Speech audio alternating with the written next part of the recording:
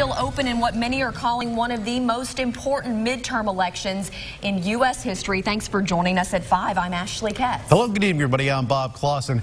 There are less than 3 hours now left to vote. Polls close at 7:30, and that's when things start falling together.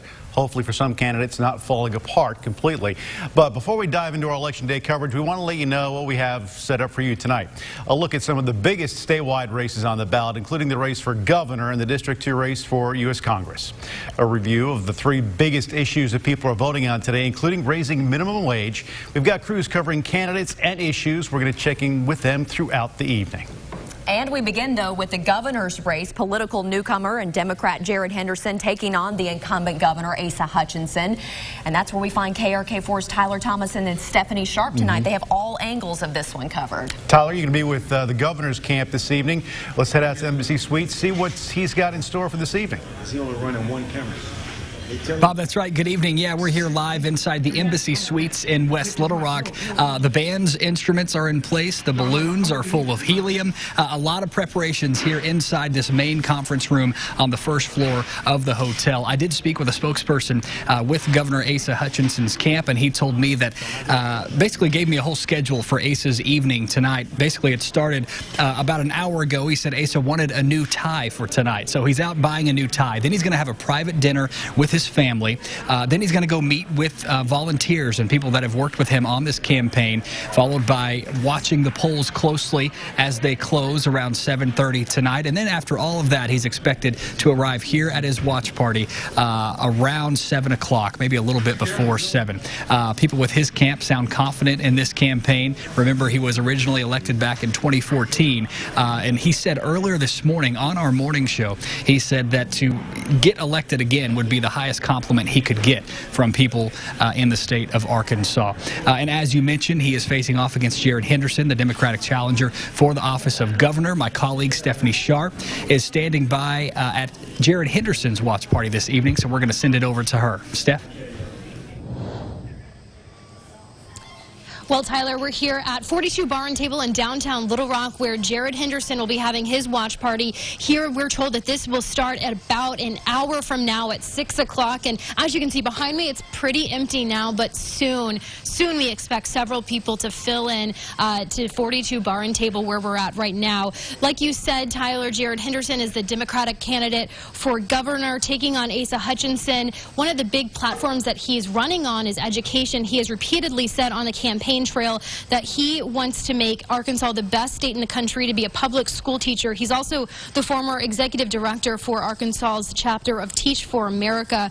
I spoke with his campaign earlier today. They said that he's currently still out campaigning. Polls close at 7:30. He's waving signs, meeting with voters, still making that final push to win governor of Arkansas tonight. Of course, we'll have to see what is going to happen. It is going to be difficult because he is running against Asa Hutchinson, who is who's popular, a popular governor in the state. But again, we'll have to see what happens when polls close at 7:30. We're going to be here all night long and bring you, of course, the latest details from 42 Bar and Table, where this party will get kicked off here in about an hour. We'll send it back to you in the studio. All right, Steph and Tyler, thanks both very much. Voter ID and raising minimum wage and bringing 2 more casinos to Arkansas, those are 3 issues Arkansans, i.e. you, will be deciding this evening.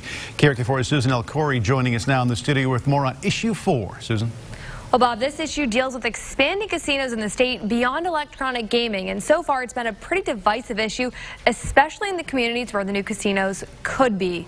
If approved, there will be 4 casino licenses, but you won't necessarily see 4 new casinos built. 2 of those licenses would automatically go to Southland Racing and Oaklawn. The other 2 would go for casinos in Jefferson and Pope counties. Those for it say the casinos would bring more business to the state, while those against it argue it'll have the opposite effect. What we wanted to design in issue 4 were resort-style casinos, hotels that would be major tourist attractions, 1 in each quadrant of the state to serve the state overall as a whole and try to stop the flow of traffic, across state lines. These casinos will be like festering sores in Pine Bluff and Russellville, and once they're written into the Constitution, then we're stuck with them from now on. Tax revenue from the casinos would go back to the state's general fund, the Gaming Commission, and also the cities they're located in.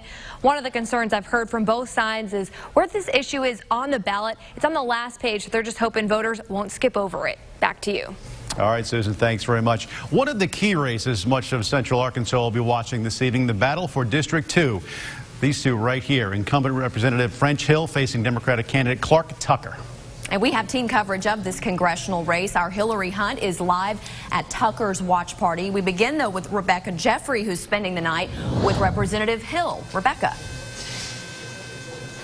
Hey, good evening, Bob and Ashley. Yes, this is one of those races that so many people have their eyes on, with the potential if a Democrat could take over Congressman French Hill's Republican seat for the 2nd Congressional District. Of course, this is, like I said, one of the races that so many people have their eye on right now.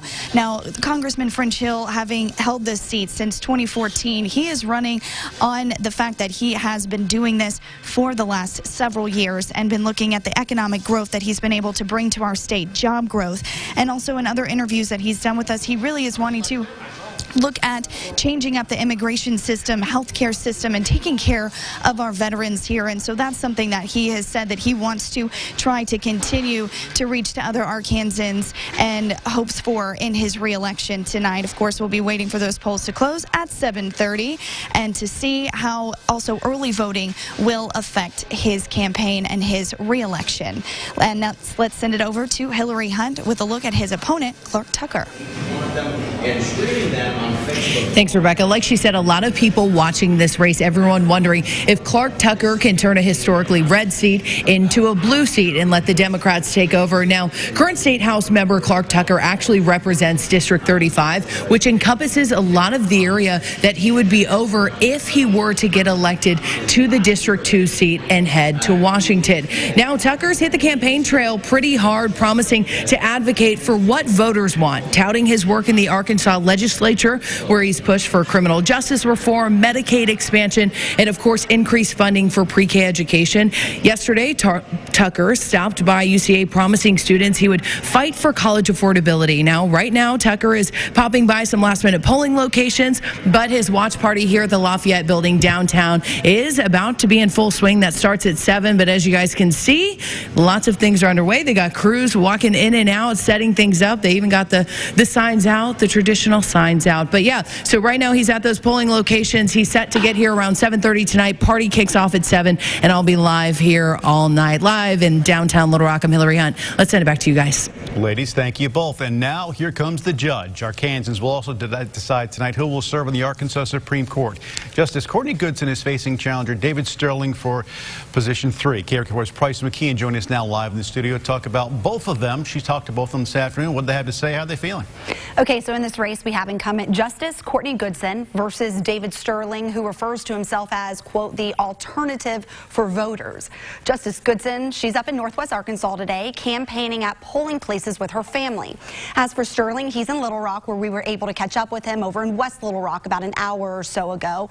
And an interesting thing to note in this race is the money spent by outside groups on attack ads, specifically targeting the incumbent. We asked both candidates late this afternoon how they're feeling. I still feel like that we have the wind at our back. I think that the voters of Arkansas are in tune with these cowards, with these bullies from Washington, D.C., who are funneling millions of dollars into our state to lie about me. And I feel really good about the outcome tonight. I feel really good right now, but at the same time, you just never know how it's going to turn out until the last vote is counted. I want you to know how grateful I am. I've been reported that this fall, one group spent more than $1 million in those ads. Goodson plans to stay up in Northwest Arkansas this evening for the results. As for Sterling, he's going to be in Central Arkansas here in Little Rock watching those results. We'll keep a close eye on this incumbent versus, quote, alternative race. Back to you. All right, Price, thanks very much. And be sure to stay with us because we've got coverage on Little Rock's mayor race coming up. Still plenty more ahead. Less than 2 hours to make it to the polls. We're going to take a look at some of the issues or the problems, rather, we reported so far and how they're being corrected.